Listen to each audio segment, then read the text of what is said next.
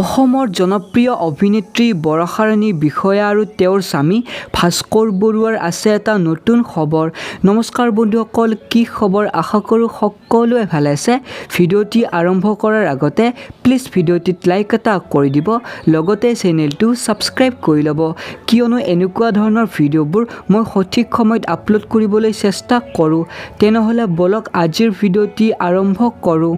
বন্ধুসকল, বৰষা ৰাণী বিষয়া আৰু ভাস্কৰ বৰুৱাই অসমৰ বানৰ পৰিস্থিতিটো চাই এটা ডাঙৰ পদক্ষেপ হাতত লৈছে আৰু সেই পদক্ষেপটো হৈছে মানুহক সহায় কৰা। আৰু সেইবাবে বৰষা ৰাণী বিষয়া আৰু ভাস্কৰ বৰুৱাই নিজৰ ধনেৰে নাইবা কিছুমান ৰিলিফৰ দ্বাৰা মানুহক সহায় কৰিছে। সঁচাকৈ এই এটা ডাঙৰ পদক্ষেপ।